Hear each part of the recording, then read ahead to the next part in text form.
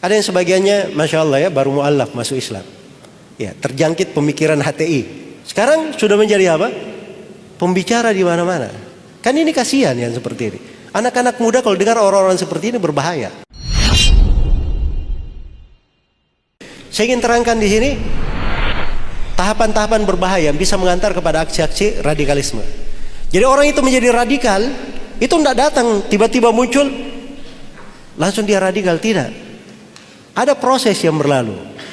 Ya. Ini saya beri gambaran bagaimana cara teroris itu membidik anak-anak muda. Itu orang-orang yang membidik seperti itu ada langkah-langkah. Ya. Jadi misalnya anak-anak muda kita yang baru kenal, yang berada dalam lingkungan yang bagus, misalnya berada dalam pendidikan seperti ini, itu tidak langsung dijangkau seperti itu. Diajak, ayo kamu jadi pelaku bom bunuh diri sana. Ya. Tidak bisa langsung seperti itu. Ada tahapan-tahapannya yang dilalui. Nah, ini tahapan-tahapan ini yang ingin saya jelaskan. Setiap orang yang mengantarnya ke sana, ke aksi radikalisme, itu pasti melalui 4 tahapan ini. Ada 4 tahapan ini, salah satunya atau semuanya dia lalui. Tahapan yang pertama, seorang itu dijauhkan dulu dari ilmu syariat, dijauhkan dari ulama yang benar. Iya. Kadang dibuat orang itu senang agama, cinta agama sudah. Mulai taat, ya, senang ngaji, ya. Tapi dia tidak kenal ilmu yang sebenarnya, cuma semangat saya. Terus yang kedua, dia tidak diperkenalkan kepada ulama sebenarnya. Makanya kalau dia belajar misalnya kepada seorang ulama yang lurus, nanti dia peringatkan, kamu jangan belajar di situ, bahaya nih orang. Karena itu saya lihat ya di pemikiran trio bom Bali pertama. Ya, trio bom Bali pertama ini mereka orang-orang yang salah memahami ilmu agama. Terus yang kedua, mereka itu hanya mengenal tokoh-tokoh tertentu saja. Usama bin Laden, Usama Al-Zawahiri, Abu Qatadah Al-Filistini, Abu Muhammad Al-Maqdisi. Ini nama-nama saya sebut, buku-bukunya ada yang diterjemah dalam bahasa Indonesia ya. Maaf saya pernah lihat sebagian buku Abu Muhammad Al-Maqdisi di Promedia di situ. Sudah diterjemahkan.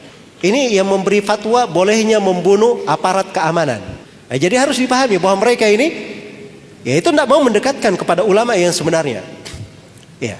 Makanya sekarang ini definisi ulama jadi tidak jelas. Ya.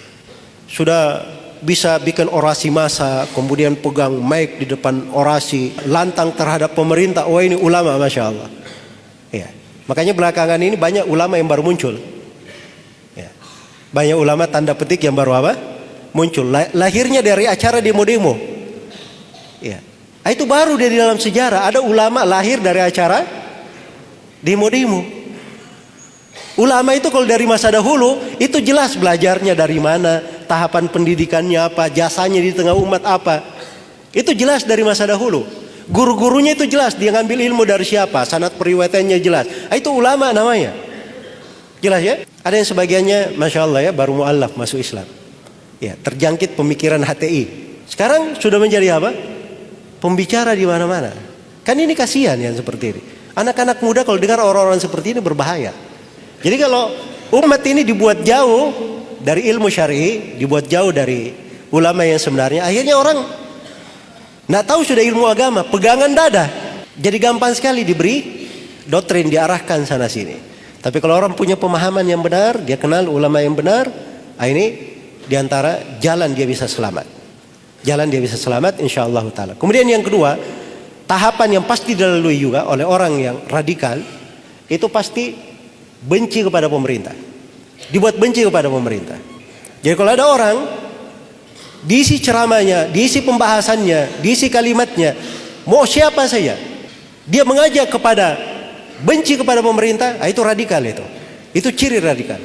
Apakah dia disebut ustadz, apakah disebut anggota dewan, atau disebut apa saja, yang penting dia mengajak untuk benci kepada pemerintah, itu ciri radikalisme. Jadi masalah bukan masalah kecil. Karena kalau seorang itu sudah benci kepada pemerintah, dia akan melakukan apa saja. Ya, dan orang yang tulus tidak seperti itu. Orang yang tulus itu, kalau ada kesalahan, kesalahannya yang dia benci. Tapi dia menghendaki apa? Kebaikan untuk semuanya. Kemudian yang ketiga, ini doktrin-doktrin ideologi sesat. Kalau umat ini sudah jauh dari ilmu syariat, tidak ada ulama yang dia kenal, ulama yang sebenarnya dia kenal. kemudian dia kerjanya benci kepada pemerintah. Itu seperti anak ayam kehilangan induknya. Dikasih iming-iming, ayo sini, makan nih, makan, giring, sampai masuk di tempat yang diinginkan. Dikasih doktrin, mulai dikasih pemikiran. Kalau terorisme itu caranya berpikir begini. Pertama dikasih doktrin dulu.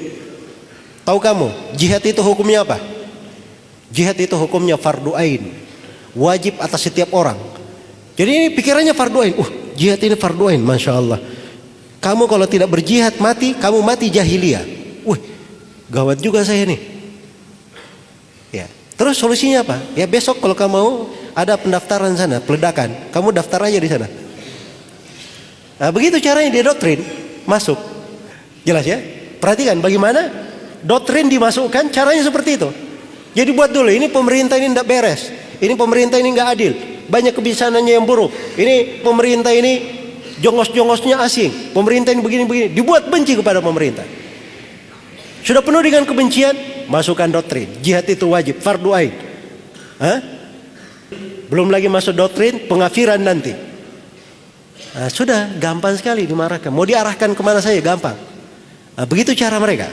Makanya kita harus mengetahui tahapan-tahapan ini supaya terhindar darinya. Karena itu belajar itu mudah, belajar agama itu seperti yang saya terangkan tadi. Ya, indah sekali agama itu. Membawa kebaikan, banyak pintu ketaatan, pintu sorga. Tapi belajar dari orang yang benar. Dan saya tidak menasihatkan ya terlalu, sekarang ini banyak viral, ustadz viral. Sebelumnya tidak pernah dikenal, terkenalnya karena apa?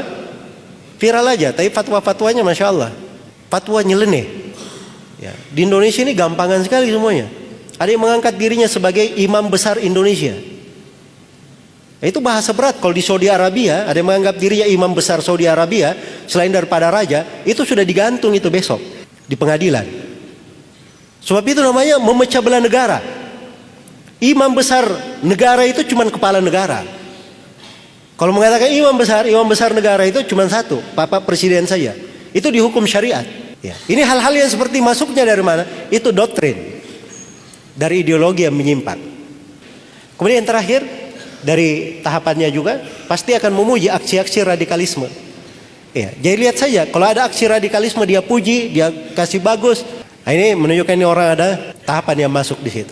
Makanya dari kejadian peledakan di WTC itu tanggal 11 September, itu para ulama menyuarakan mungkarnya hal yang seperti itu.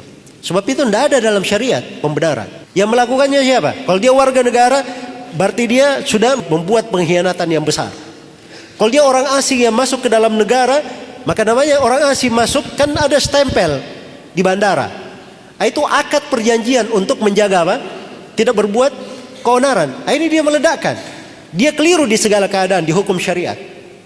Karena itu dalam Islam hal itu adalah hal yang diharamkan, tidak diperbolehkan, diingkari oleh para ulama.